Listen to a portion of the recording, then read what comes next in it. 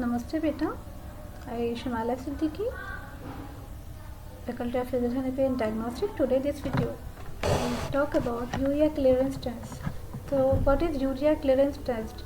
This test measures the amount of the urea nitrogen in the urine, and urea nitrogen, it is a waste product made when your liver breaks down protein, and it is carried in the blood and filtered out by the kidneys and removed from your body in your urine.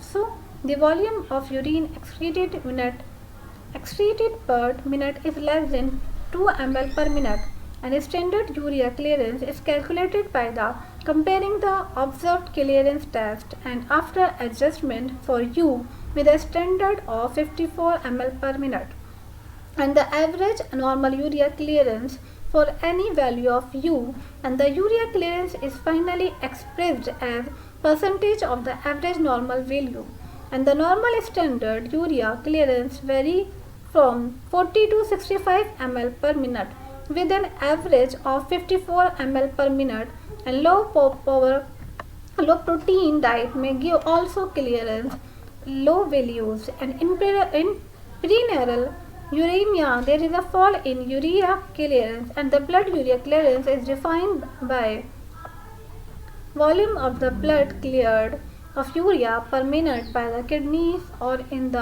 other words, the volume of the blood whose urea content is represented by the urea excreted per minute in the urine.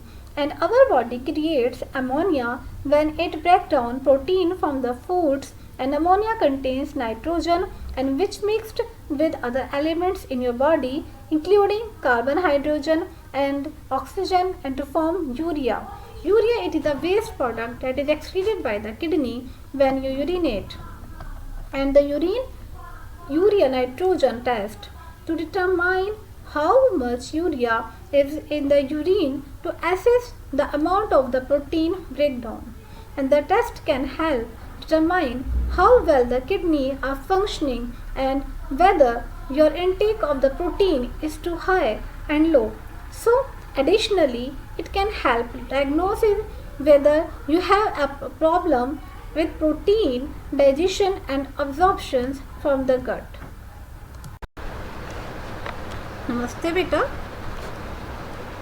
myself Shamala Siddiqui, Faculty of Physiotherapy and Diagnostic. So today this video I'll talk about TLC count and DLC count. So what is TLC and DLC? TLC is total leukocyte count, and differential leukocyte count is TLC. So WBCs or leukocytes are blood cells which form an integral parts of the immune system of the body. And there are 5 types of WBCs, with each of them having different functions. And differential leukocyte count test measures the total number of all the WBCs in blood. The differential leukocyte count test is performed as a part of the complete blood count test in regular health checkups as follow-up test in case of abnormal CBC results, and to help diagnosis infections and inflammations, and to help diagnose conditions that decrease WBC count like bone marrow disorder, and also to monitor bone marrow functions and to monitor chemotherapy treatments. So what does TLC measure? Blood, it is made up of different types of the cells which are suspended in a fluid called plasma, and these including erythrocytes or red blood cells, and leukocytes and WBCs, and also platelets. And blood cells are produced by the hematopoietic stem cells in the bone marrow and are then released into circulation. RBCs carry oxygen to the tissues, and platelet helps in the blood clotting at the site of the injury, and WBCs also form an integral parts of the immune systems of the body. WBCs are of 2 types, each having a different functions and present in the different numbers, such as neutrophil. Neutrophil, it is a function of the phagocytosis, and under the normal condition, the number of the neutrophils present in higher than any other type of WBCs, and they provide protections against pathogens. In mostly bacteria and sometimes fungi, neutrophil engulf the pathogens completely and digest them. And this process it is also called as phagocytosis, and they are usually associated with acute or short-term infections. The next is eosinophil. Eosinophils are WBCs that are primarily responsible to fight the parasitic infections, and they are also involved in allergic reactions and regulations of the extent of immune response. The next is basophil. Basophils are WBCs which are present in the lowest number in circulation, and they are considered to play an important role in the allergic response. Neutrophil, eosinophil and basophils are together classified as granulocytes, and granulocytes are the WBCs which contain granules present in their cytoplasm, and these granules secrete chemicals during the immune response. The next cell is monocytes. Monocytes are WBCs which are also involved in the protection against infectious pathogens by phagocytic like neutrophil. However, monocytes are more commonly associated with chronic or long-term infections. The next cell is lymphocyte. These are specialized WBCs which are responsible for the recognizing and neutralizing foreign antigens, non-self cell and cancer cells in the body. And lymphocytes are of three types, all of which are differentiated from a common type of the lymphocyte progenitor cells. T cells or T lymphocytes are produced in the bone marrow and mature in the thymus gland. They are responsible for the differentiation between self and non-self of the body. So T cells are also responsible for the initiation and extent of the immune response and targeted destruction of the cancer cells and virus. B cells and B lymphocytes are control acquired immunity by producing antibodies against the antigens and found in the foreign cells and pathogens like bacteria and viruses. And natural killer cells are destroy all foreign cells tagged by the antibodies, cancer cells and virus infected cells by the phagocytosis. Depending on the various factors like age, gender, health condition, environmental factors, etc., varying amount of the different types of WBCs circulate in the blood. Apart from an infection or inflammation, WBC count in blood can also be affected by other conditions like disorder of the immune system, autoimmune condition, cancer, etc. One or more types of the WBCs count be higher or lower than normal in these cases. DLC test serves as an indication of a condition affecting the body, and further tests are performed to confirm a particular condition and direct treatment. नमस्ते बेटा, मैं self Shamala Siddiqui, faculty of physiotherapy and diagnostic. Today this video I'll talk about tumor. So what is tumor? Tumor, it is an abnormal growth cells that serves no purposeless and accumulations of the WBCs and abnormal growth of the cells. And there are two types of tumor. Firstly, benign tumor and malignant tumor. Benign tumor is not a malignant tumor, but which is cancer. It doesn't invade nearby tissues and spread to other parts of the body, and in most cases the benign tumor can be serious if they press on vital structure such as blood vessels and nerves. Therefore, sometimes may require treatment and other times they do not. And what are the causes of the benign tumor? What causes a benign tumor? Firstly, including environmental toxins such as exposure to the radiation, genetics, diet, stress, and local trauma and injury, and also inflammation or infection. So, what are the treatments of benign tumor? In many cases, benign tumor need to no treatment. Doctors may simply use watchful waiting to make they cause no problem, but the treatment may be needed if symptoms are a problem. Surgery it is a common of the treatment of benign tumor.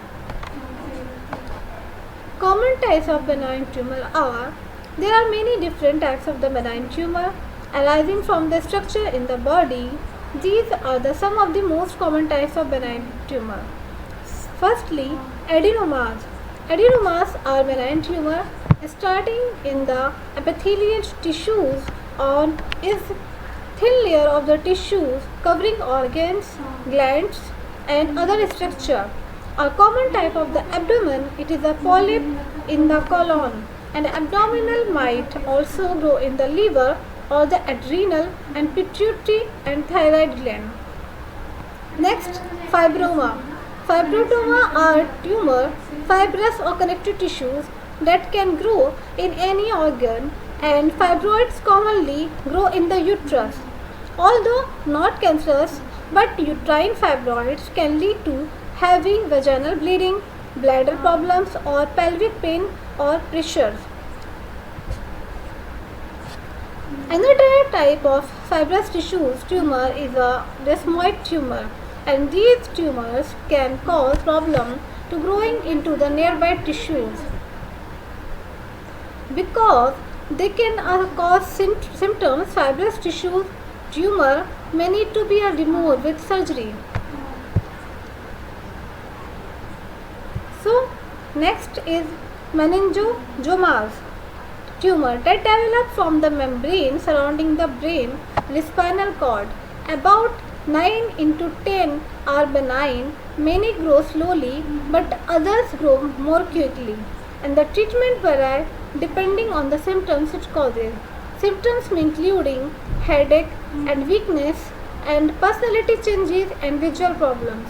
So, sometimes the doctor will choose to watch the tumor for a time, and if surgery is needed, its success depends on your age and the location of the tumor and whether it is attached to anything. Radiation treatment may be used for the tumor that can't be removed.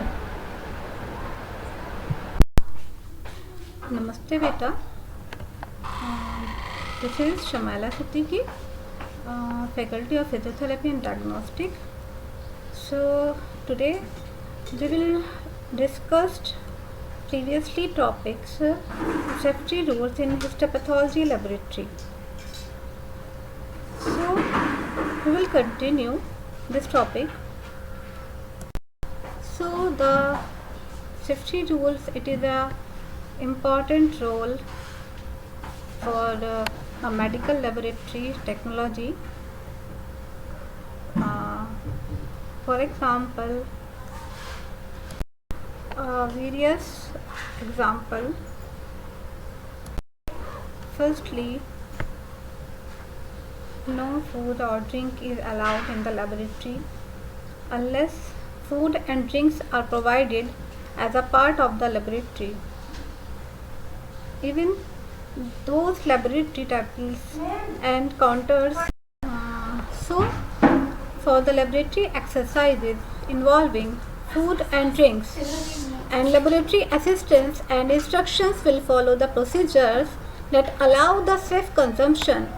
So, smoking is prohibited in the all university buildings.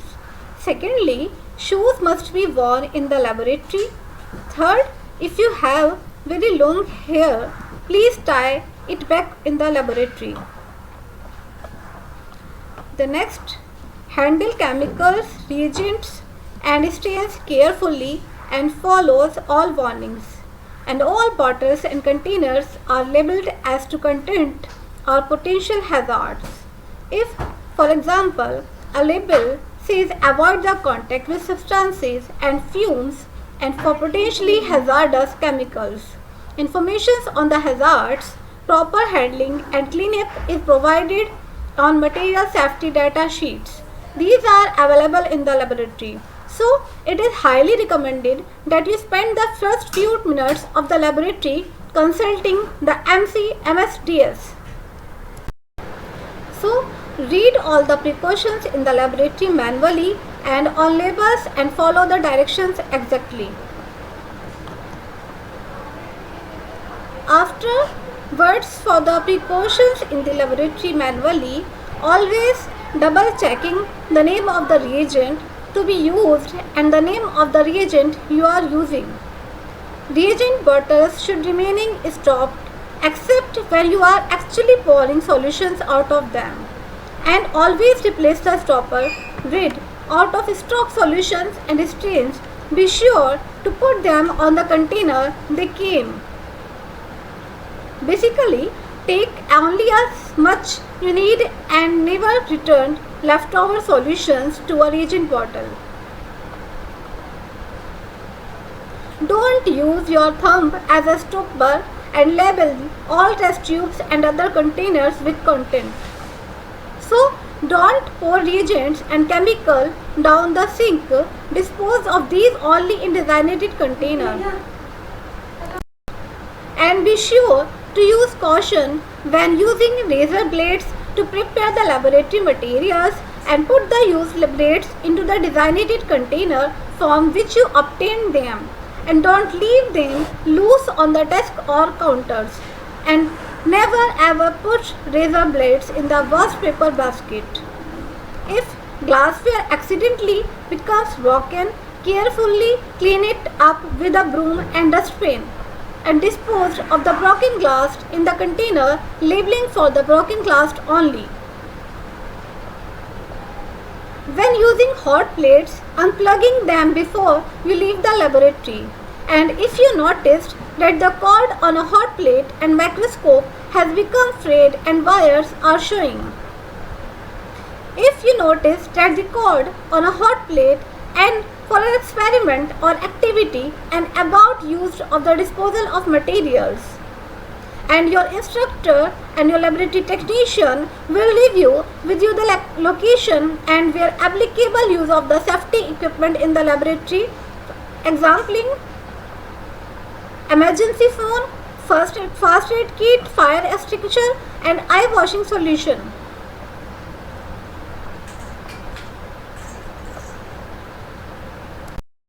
And various other laboratory procedures are: unless directly, don't eat our specimens. Greenhouse materials, for example, are often sprayed with hazardous material.